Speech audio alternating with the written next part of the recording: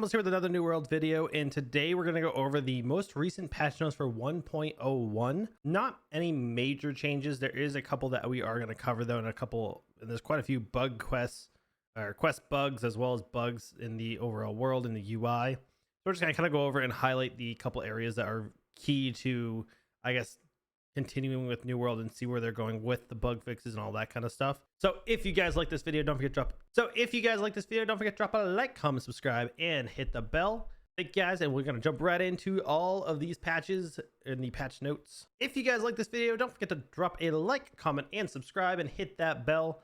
Thank you guys so much for joining. I'm super excited to see the first set of patches that are gonna come out. I'm sure there's gonna be plenty more in the next coming weeks just to figure out all the little bugs.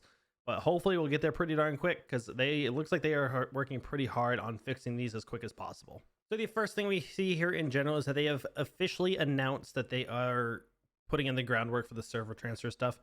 We'll start seeing that stuff in the store here relatively soon. The next thing is the war. Pretty much changed turret projectiles to be hit scan rather than physical projectiles, just to overall fix the performance of war, so there's less physical items being spawned and despawned in throughout the game. Afk Prevention, this is probably the biggest one to stop people auto running or just constantly attacking with macros and stuff like that. They have implemented AFK bans. 24 hours is the first set of bans. Well, it kicks you to the screen, and then your first ban is 24 hours, and then more severe as you go on. So don't auto run, guys. Don't sit there with macros, because you're going to get reported.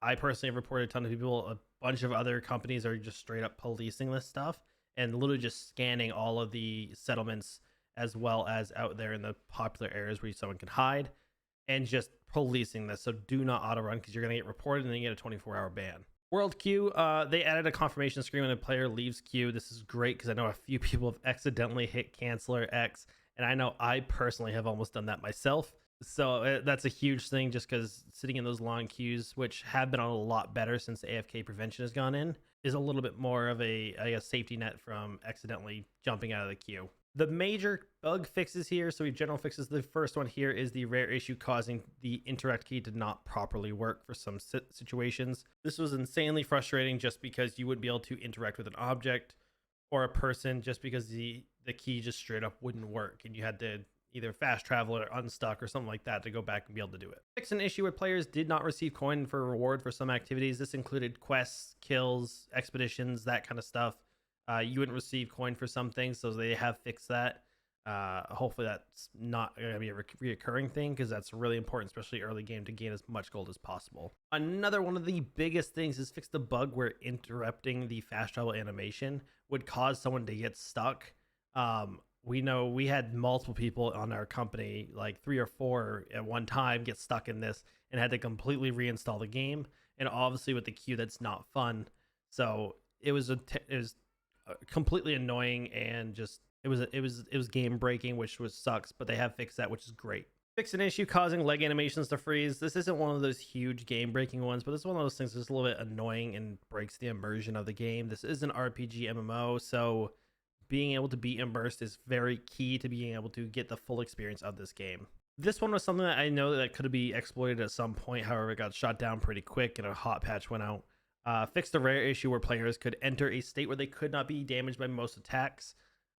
This also was not just PvP, but PvE as well.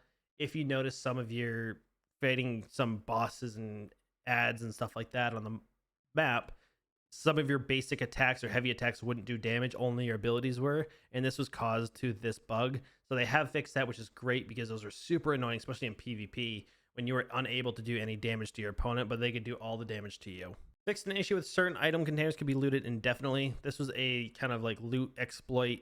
I'm glad they fixed this, because I know a ton of people were just farming like provisions and alchemy stuff and all that with these certain containers. They would just sit there and just rapidly produce these items. Fix an issue with an abandoning event notification could sometimes persist after the player abandoning the event. This wasn't something that was game breaking. It would push your quest pins down to like the bottom of your screen where you couldn't see them.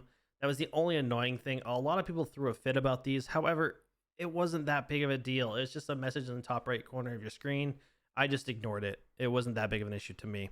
Now, a couple AI fixes, pretty much Pastor Walsh. It will spawn had a chance to spawn aggressively at the point of interest. Fixed an issue causing enemies to spawn slower than intended in the Bull Rush Wash POI. Fixed an issue with Overseer's Zine respawns slower than intended. They did buff his time up, but when I went there, I think I sat there for 12 minutes, and boy, it was nice to actually see the change to this, because Overseer Zane is one of those key quests that you use for faction, town board, and a main quest line. So there is a lot of people there, just like Henry. Master Zint could have duplicated spawns. This was annoying having 2 or 3 of him. This was something that was just super annoying when you're trying to fight him, because he is kind of hard. So having 2 or 3 of him was just super annoying. And finally, quest fixes. Most of them were just not, when you've completed a quest in a side quest or main storyline, you would not be able to go on and continue that quest line. It just wouldn't give you the quest, or it'd say you already accepted it.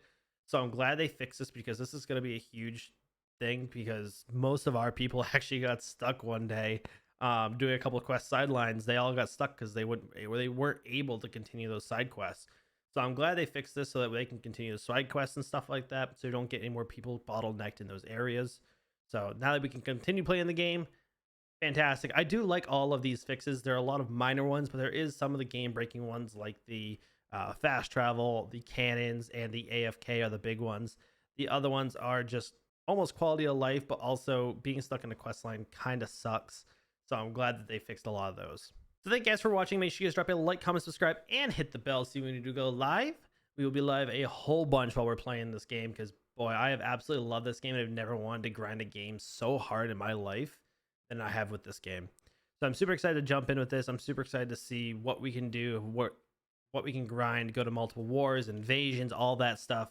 Super hyped for it. But man, I'm kind of excited to see that they started to actually listen to people and put out bug fixes, as well as game breaking, and listening to the AFK, I guess, crisis that we had, and are able to fix it as quick as they did, because that cut queue times almost immediately. And then the couple days residing, that was just instant relief. Like, there has been no queue times. At most, I've seen 150, which goes in about 5 minutes. So thank you guys. Don't forget to drop a like, comment, subscribe, and hit the bell, and have a great day.